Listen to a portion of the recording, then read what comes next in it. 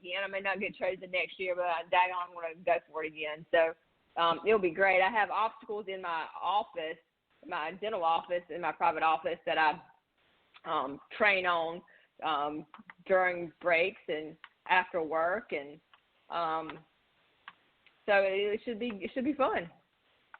And what about your story do you think is what made you appeal to the folks on American Ninja Warrior? Because I'm sure that there was something about your personal story is the reason that they wanted to have you on that show. Because I know oftentimes they're trying to find people. I think some of them might have been past athletes. Some of them might have had different traumas or different things that they've had to fight against from what I remember of seeing the show. And like I said, it's been a minute since I've seen it. But I do remember there being some different fascinating stories. What was it about your story that caused you to be to have that appeal, in your opinion? Well, I think it really caught their eye that I had a dental practice and I had American Ninja Warrior equipment in my practice. And during dental school, I almost dropped out because I had terrible back and neck pain. And it was through movement and training, like not for American Ninja Warrior, because American Ninja Warrior wasn't a show yet, but training my body in body weight exercises that really healed my back so I could practice dentistry. So I make sure I incorporate a lot of exercise and movement into my dental workday. And I can do that by having have a rope, climbing rope in my office, bars on the wall, yoga mat, rings on the ceiling, mini tramp, slack line. So it's pretty much a complete setup. It's fun. And that's something that I think, coming back to Boone and everything, that I don't know that enough of us do in the workforce, because I'm thinking that many of us don't do enough in terms of making sure that we do some sort of physical exercise. I mean, the average person is working a sedentary 9-to-5 sitting down job. That's probably the average worker just in general. And I don't know how many of us actually spend enough time doing physical labor of any sort, or even going outside. I mean, even a lot of times the food is right there. There might be a dine-in hall or something in your business if you're in a corporation, or there's other ways that there's TVs and other distractions that I think a lot of times we don't do enough. I mean, one of the companies I work for, a lot of the times the people the office itself is a test grading place, but the office is located in a mall, so then people will walk the mall because there's walking clubs there, but then they'll also just walk the mall as a way to get some exercise. But I do find that a lot of times that's something that we don't do enough of as a society, is get out there and get our exercise during the course of the workday. So I'm imagining that you're finding that as well. Yeah, no doubt. And if you don't make a movement, meaning like moving your body and not sitting down, part of your environment, then it's very difficult to actually take the extra effort to go exercise. I mean, you got a family, you got kids, you got so many other obligations.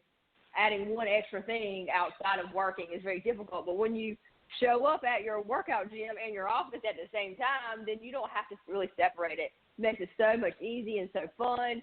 And then you can really kind of stay fit. It feels so good, too, to stretch out your back. And I use my chin-up bar just to swing, like, during the day. And it's just amazing how just holding onto a bar and just letting your whole spine just relax, it feels so good. And so you're ready to go back to see your staff and treat your patients. And my pediatric patients, my kid patients, love it.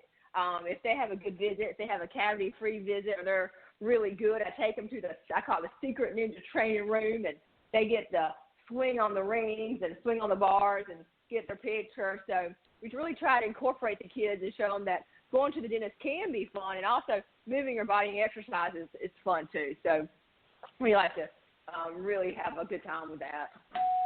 And that's, I got another guest coming in, but before we get to them, that's the other thing that I wanted to mention to you and everything was, don't you find that too often, and I know I'm guilty, I need to go see a dentist. I don't even have a personal dentist right now, but don't you think that we find too often that we don't want to see our dentist, and that that's probably, I mean, we do a bad enough job seeing our doctor, but a lot of times the dentist is the last person we want to see. We're afraid that they're going to find cavities, or they're going to find cracked teeth, or have to get a crown or a root canal, or there's all kinds of reasons that we don't go see our dentist. But I was just wondering how you feel about that, if you feel that we don't, that dentists don't get as much respect as they should get, and that we oftentimes will find a way to avoid them until it's almost too late. Like we find that we're needing in braces or some major surgery. But I just know that a lot of times, because of the work life and just life in general, that's the first person that we seem to want to avoid. I mean, I know we try to avoid the doctor, and we definitely try to avoid the dentist.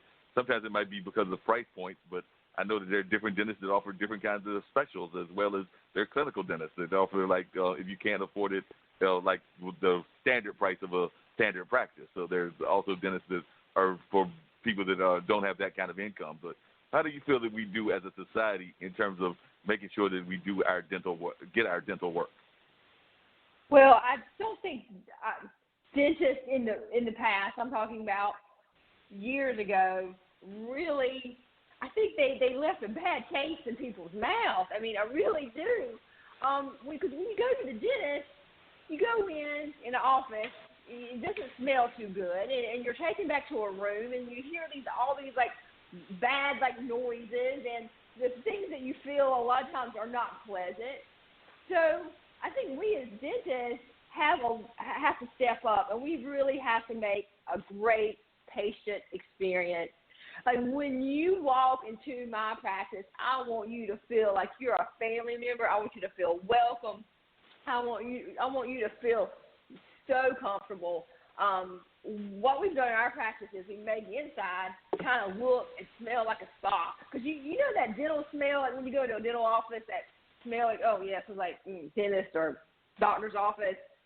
Well, we even have like air scents in the air to when you walk into the door that you don't even smell, like it doesn't even smell like you're going to a dental practice.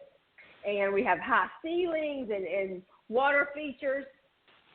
Nothing that you would think of seeing in a dental practice. Because when you get back to the chair and see me, we want you feeling relaxed, and we don't want you feeling like high anxiety. Because so many people are scared of the dentist, and it's just because, like, when you go, like, a lot of times it's not too pleasant. Okay, you get shots in your mouth, or you get numb, and you go home and you have soreness. Even though in the end it's for your own benefit, the whole experience is what turns a lot of people away.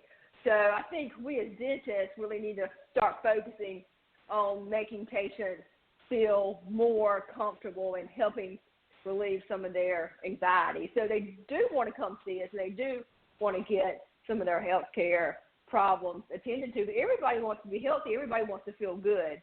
But some of the obstacles is definitely anxiety. Definitely. I heard the bell ring because I got another guest and everything. But before we leave, I got a question for you and a question for Dean. But the question for you is, could you give us that website one more time if people are temporary dental hygienists and others that are interested in participating in Boone? Yes, it's called Doing Boone, DoingBoon.com. And it's the same handle for Facebook and Instagram. So Doing Boone, so that's it. Hey, Dean, when was the last time you went to your dentist? Like I said, it's been a minute since I've been to mine or even gotten a dentist, so I know I'm due for a dental trip. I got a friend that's constantly saying that I'm past due. Oh, no, about 2 months ago. Okay, so you're doing right. Head, man. I can't afford dentures right now. But hey, I understand. You want to come Ninja Train, come see me in Lumberton. We can do some All Ninja. Right, sounds like a plan. Dean, she's ready to get you on American Ninja. Dean, I did hear the bell ring. Do I have another guest? Yes, we do. They'll be in the show in 1 second. Bass players, best thing you can do for your overall sound. You've got to see this. New Basstone Incorporated makes Nightwalker bass guitar tube preamps. This preamp will give your sound such a boost, it's just incredible. Try it today. Try it today now. A great sounding bass guitar will make for a great sounding band. Make your band sound at its best. Best thing you can do for your bass guitar sound. NewBassTone.com. NewBassTone.com. Okay, we're back. Welcome to Straight Talk with Data Mark. You're now on the line. Tell us who you are and where you're calling from. Hello? Hello? Yes. Can you hear me? Yes, I can. Is this Blaike? Yes, this is Blaike Bibbs. How are you? I'm doing good, Blaike. Now, Blaike is involved in the college Democrats here in the area and things of that nature. And we know that this is very important political season that's coming up. I've got a dear friend of mine in the Nevada area who's been teasing me because they say that, we lost the state of North Carolina. She delivered Nevada. I don't know if she did it personally, but she says Nevada came through and used to be a Republican state. So I'm thinking that we need to do that as well. So how are you doing? What kind of message are you giving to our college Democrats, and how are we going to narrow this field down? Because we got a whole bunch of candidates, and how are we going to beat that man that's sitting there currently in the office wrecking all kinds of havoc? Yes. So basically, I think right now it's just time to get energized.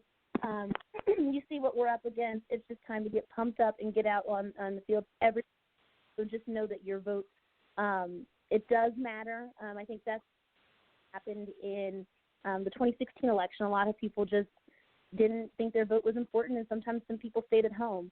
And so it's just really a matter of every single vote, every single state turnout, and even with there being a wide field.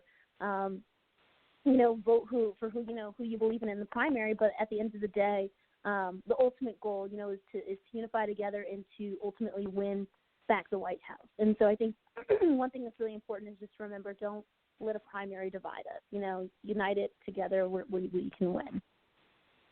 And I think that's one of the things that happened last year. In the last election, because you just mentioned that there were some people that were very much committed to one of the candidates. And when that candidate did not win, they decided to stay at home. That candidate is running again. But I'm wondering, as somebody that is involved in politics, how are you making sure that you're engaging all of the people involved in the various camps? Because, like I said, I think we're up to 25 or 26 camps and everything. But making sure that whoever walks away with the victory, that we all come behind them and support them so that we can take back the White House. I think it's, in one way, it's also really and truly, it's one of those things that's also really controlled at the top, too, in the narrative. I think it's really important to understand that, yes, everyone is running against each other, and even how we portray things ourselves with our local parties and campaigns, we are all running against each other, yes. But it's ultimately up to you guys to, not play super dirty. At the end of the day, like, the person you're trying to go against, at the end of the day, keep a common goal. The person you're going against is Trump, the person in the White House. So, let's not try to belittle and attack each other so much until it's to the point where people don't trust the other candidate, because you never know who's going to win. And just understanding that at the end of the day, we're still working together in a goal. And so I think that just really comes across with, like, messaging, because at the end of the day, people are very impressionable, and they believe some of the things that we say. So we have to just make sure that we're making sure that our messaging is, like, positive and uplifting, and we focus on, instead of attacking, and this is one thing I think is really important, instead of focusing on attacking others, focus on, what you're going to bring to the table and how this is ultimately what we need, not another person's shortcomings. Yeah, that's one of the things I think has happened is people have sometimes focused too much on shortcomings. And speaking of shortcomings, you are a young activist, and I've got several friends that are young activists as well. If I remember correctly, you're in your early 20s and things of that nature. Now, one of the things I found fascinating, and I've even brought it up on this show before, is that sometimes when young activists get involved, some of our other folks that are, say, in my age range, and I'm in my 50s, or even older, they want to give us this whole narrative of you haven't earned your time yet. And I wonder how you fight against that. Like, I know I've even heard that about AOC. I'm a big fan of AOC. She may have said some things that people don't agree with or things of that nature. But I've had other friends that are seasoned veterans that have sat there and said she hasn't really earned her time to start making these kind of, like, serious platform announcements, these serious changes. I've heard that here in Durham with Pierce. And don't get me wrong, I'm also friends with Steve, so I didn't mind Steve winning. But I did hear that complaint about Pierce. And Pierce is not – he's not exactly a spring chicken. He's in his, I want to say, late 30s, if not pushing near 40. So he's not exactly a spring chicken, but he's definitely not in his 20s and everything. But I do hear that complaint about people saying that they have not had enough time in the trenches, or they haven't had this office or that office. So as an activist yourself and a young activist, how do you, one, get people engaged that are young, and two, how do you fight that narrative? So one, I would say, how do we get people engaged that are young? It's by including young people in the politics. So I think it's not just trying to shut us out and say, hey, you guys need to just do, the behind-the-scenes hard grassroots work and things like that. It's also saying, hey, we want you guys to do that, and we want you guys to lead. I think that's the thing where it comes in, is just really being inclusive of young people. If you want young people to help, you need to include them and bring them in on platforms. So I think that's one key thing right there. And I think the other thing of fighting the narrative is I think